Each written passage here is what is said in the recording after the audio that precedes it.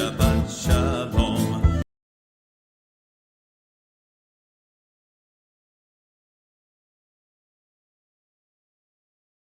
Shabbat Shalom, amigos! Oi, que gostoso! Eu, Sam Stachower, estou entrando na tua casa, na tua telinha, no teu computador, e eu trago hoje comigo a minha irmãzinha Wanda Strabosniak. E eu sei que a Wanda, com um sobrenome complicado que nem o meu, tem um coração maior do que a complexidade de dizer os nossos nomes. Shalom, Wanda! Shalom, shalom, é tão bom estar de novo, falando um pouquinho daquilo que eu sei sobre o nosso Deus. Verdade, eu acho de que passa ano, passa tempo e a gente não consegue atender às necessidades, às expectativas do conteúdo da palavra. Como é fantástico a gente pegar a nossa Bíblia, o Tanakh, e parar para pensar que ela foi escrita por pelo menos 40 autores, num período de 1500 anos, e tudo se encaixa de uma maneira tão maravilhosa que ela sozinha se completa. É lindo a gente poder falar disso. E hoje nós vamos falar da Parashá Beha'aloter, ao colocar, que era como colocariam as coisas diante das lâmpadas do candelabro, da menorá. E é uma Parashá que está em Números 8, a partir do versículo 1 até 12, versículo 16. A Haftará, nós temos Zacarias, o profeta Zacarias, tanta coisa espetacular que Zacarias conta, capítulo 2, do versículo 14 até o 4, versículo 7. O Brit Hadashah, primeiro livro de Coríntios 10, 6 até o 13, e o Salmo 68. E é interessante que esta paraxá é uma paraxá onde Deus continua dando instruções a Moisés e dando instruções aos Coanim, aos sacerdotes, do que fazer e como fazer. Mas tem uma passagem que a gente estava conversando com a Wanda, que ela gostou de como é que Deus prepara as pessoas para servir. E ela me fez parar para entender a importância de ser separados para servir ao Senhor. Não que eu não soubesse, mas a visão que a Wanda me deu foi um negócio espetacular. Conta aí com a gente, Wanda, o que você entendeu disso tudo de tão de especial? O que eu entendi é que Deus separa as pessoas lá desde o começo. Ele separou o Noé, ele separou Moisés para guiar o povo, porque sempre tem que ter um líder. É no trabalho, na vida. E o trabalho de Deus é muito grande, porque ele tem muito amor pelas pessoas, e principalmente pelo povo dele. Então, ele escolheu Moisés para falar para o povo. E uma das coisas que eu achei muito interessante, que além de separar as pessoas, ele também separa os levitas dos outros israelitas, a fim de que sejam meus. Depois que você purificar e separar os levitas, estarão preparados para trabalhar na tenda. Eles foram separados do meio dos israelitas para serem meus, em lugar dos filhos mais velhos do povo de Israel. Eles são meus.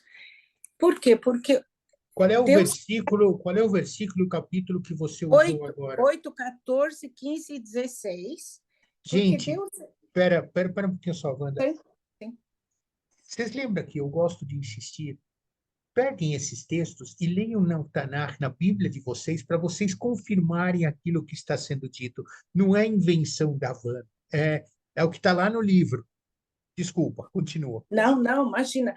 Já que nós estamos falando, leia mesmo, porque a gente vê livros de história e muitas vezes as pessoas dizem, era assim, mas depois vem um outro, depois de 10, 20, 30, 100 anos, fala, não era assim. Só que na Bíblia, tudo no Tanakh, tudo se cumpre conforme foi dito. Não sai nenhuma vírgula, nem um pontinho a mais nem a menos. As profecias, as coisas que Deus faz, são perfeitas. Não tem que refazer, não tem que dizer assim, olha, isso não aconteceu assim. Sempre o que está escrito aqui é sempre o mesmo. Então, eu acho que realmente as pessoas, assim como eu um dia não conhecia e comecei a ler, estudar, talvez ainda não tenho essa habilidade toda, mas isso ajuda muito. Ler entender o que Deus quer, o que Deus quer que a gente saiba a verdade, e a verdade liberta a gente.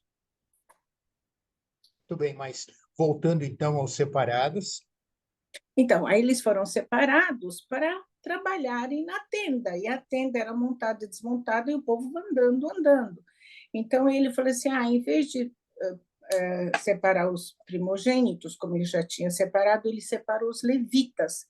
E os levitas trabalhavam dos 25 anos até os 50, e dos 50 eles se aposentavam, entre aspas, porque eles tinham que tomar conta dos próximos que vinham, então eles estavam dando uma assistência.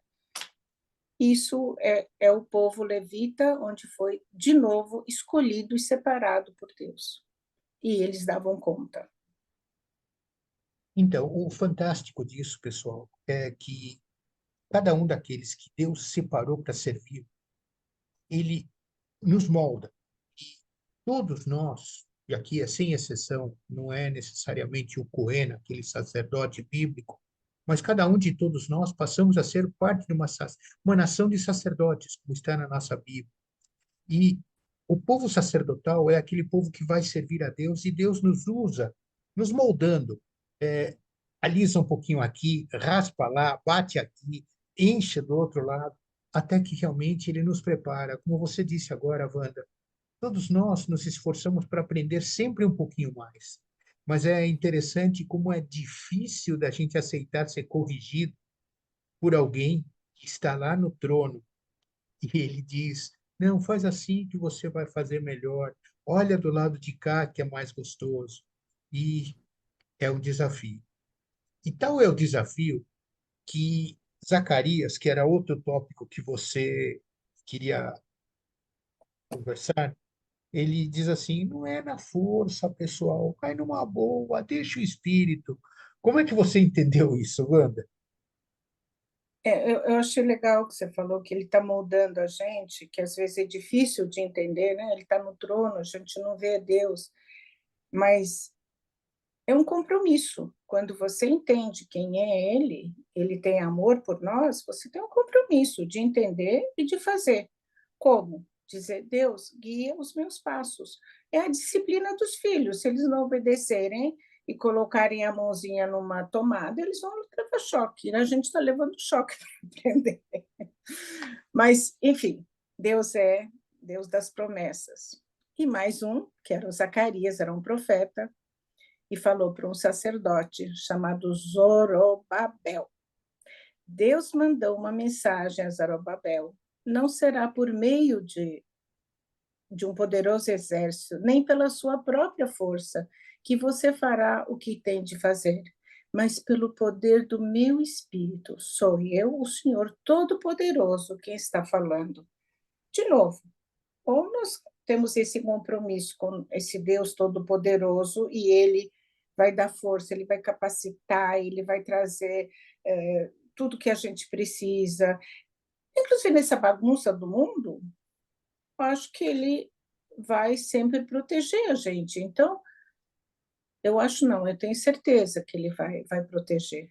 Por isso, ele diz, eu vou, não é pelo meu poder, não é pelo poder do, do exército, é o poder de Deus. Então, que Ele continue capacitando cada um de nós para a gente poder atravessar mais uma vez essas dificuldades da vida.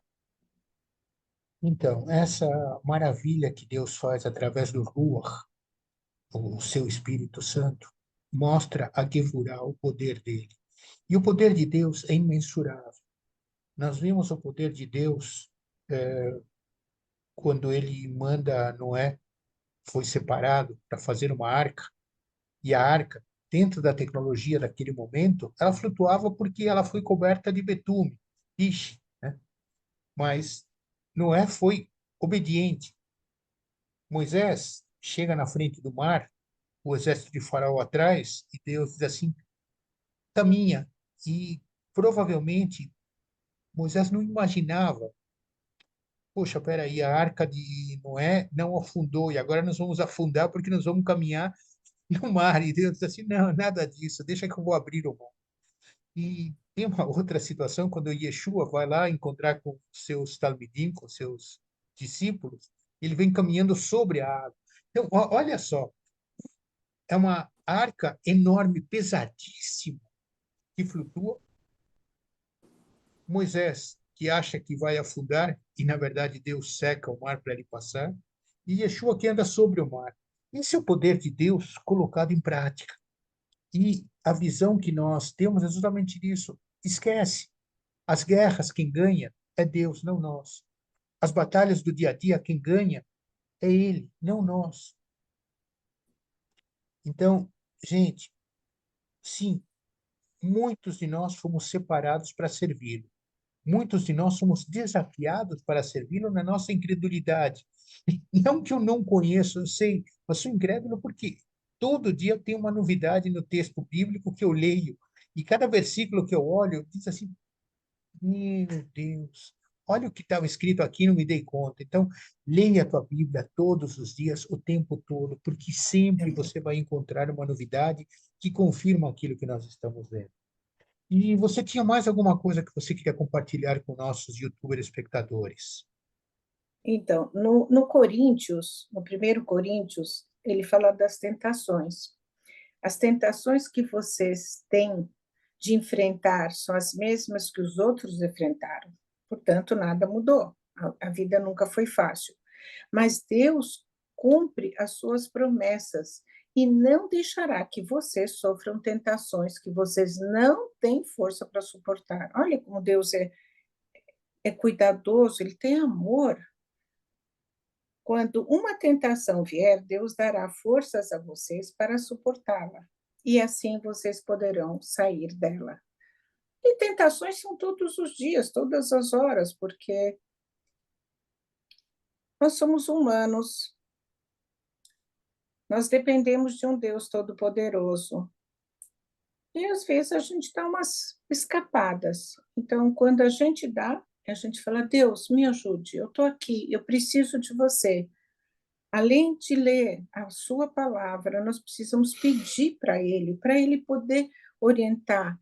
E ele ama tanto o povo de Deus, que são os israelitas, que ele só tem que pedir. Hoje está uma confusão, mas se todo mundo pedir, o que é pedir? É orar, é pedir para Deus: olha, eu estou aqui, nós estamos aqui, nós não sabemos como sair dessa. Deus está lá, Deus cumpre as promessas 100%. Tudo que nós vemos, todos esse tempo de gravação, todos esses estudos, é certeza, as promessas de Deus são eternas. Eu posso prometer uma coisa e não cumprir, mas Deus não. Deus é um Deus de... O que ele falou há 4.000 anos atrás, há 5.000 anos atrás e hoje são as mesmas. Então, que Deus nos ajude. Então, você falava, Wanda, sobre 1 Coríntios 10, 13. Não vos sobreveio tentação que não fosse humana, mas Deus, o Elohim, é fiel e não permitirá que sejas tentado além das vossas forças. Pelo contrário, juntamente com a tentação, vos proverá livramento, de sorte que a possais suportar. Agora, olha só o que é colocar esse versículo em prática. Vejam vocês que, às vezes, a gente precisa olhar o Tanakh, a Bíblia, de uma maneira diferente. Moisés, lá em Números 11, versículo 14 e 15, diz assim: eu sozinho não posso levar esse povo, pois me é pesado demais. Se assim me tratas, mata-me de uma vez. Eu te peço, tenho achado favor aos teus olhos, e não me deixes ver a minha miséria. Moisés se queixando a Deus do tamanho da tarefa que Deus deu. Pena que Moisés não tinha 1 Coríntios para ler e saber de que Deus daria para ele o livramento, como deu. Tanto assim que, não somente porque deu, porque estamos aqui hoje falando disso, mas como é importante nós sabermos cada uma das promessas que Deus deu para nós. Colocá-las em prática, como você acabou de dizer, Evan. Cada um de nós conhece um versículo, usa esse versículo para conversar com Deus. Deus não vai me ouvir. Quem te disse? Quem te disse? Se você lembra da história de Balaão e Balaque, Deus faz uma mula falar com o profeta. Imagine nós, então. Então, não tenhas vergonha, não sejas acanhado, muito pelo contrário. Use o texto que você leu na tua Bíblia, no teu Tanar, para o teu dia a dia. E você verá que coisas maravilhosas que Deus tem para cada um de nós. Lembre-se de que Deus, ele está em todos os lugares, a todo momento, o tempo todo. E ele quer que nós sejamos o seu povo. Veja esse amor de Deus tão maravilhoso. Deus, tão maravilhoso, ele se deu por nós no Calvário como sacrifício. E Deus veio viver entre nós antes desse sacrifício para nos mostrar de uma maneira clara que para ele tudo é possível. Eu ouvia um momento recente, Deus nasceu bebê para ele mostrar de que tinha uma mãe que foi trocar a fralda, que ele fazia cocô. Todos os problemas que todos nós temos, Yeshua passou. E ele passou com galardão. Por quê? Porque ele simplesmente não pecou. Ele era perfeito. Dificilmente nós seríamos iguais. Mas o que acontece? Ele nos deixa o exemplo de que ele, como homem, ele se humilhou a ponto de ser crucificado. Ah, mas a palavra cruz é horrível e Yehudim não gostamos. Verdade. Ninguém gosta da cruz. Mas é pela cruz que nós estamos aqui agora. Por quê? Porque ele, Yeshua, fez o sacrifício definitivo. Ele simplesmente resolveu o problema do nosso pecado, não pela expiação que era feita no templo, não pela expiação que era feita diante do Arona Kodesh, mas é porque hoje nós não precisamos mais de Arona Kodesh, por isso que também não tem, nós não precisamos mais desses Kohanim, porque também não tem, e nós viramos todos aquele povo sacerdotal que Deus queria. Sabe por quê? Porque a forma de ter uma relação individual com cada um de nós. E essa relação individual é que não faz somente expiação, mas resolve o problema do pecado, passado e futuro. Vocês não acham que isso é um presente maravilhoso que Deus nos deu? E esse presente está a teu dispor, o tempo todo. Como é que você tem conversado com o teu Criador? Como é que você tem feito para se aproximar do teu Criador e esperar nele? Garanto para você que não tem batalha que ele perca. Cuidado, você só precisa de um passo: pedir perdão e declará-lo como o teu Elohei. O Elohei de Abraão, Isaac e Jacó. O Deus de Abraão, Isaac e Jacó, Deus vivo, que quer estar em nosso coração o tempo todo. E é por isso que nos deu a sua promessa, o Ruach HaKodesh, o Espírito Santo.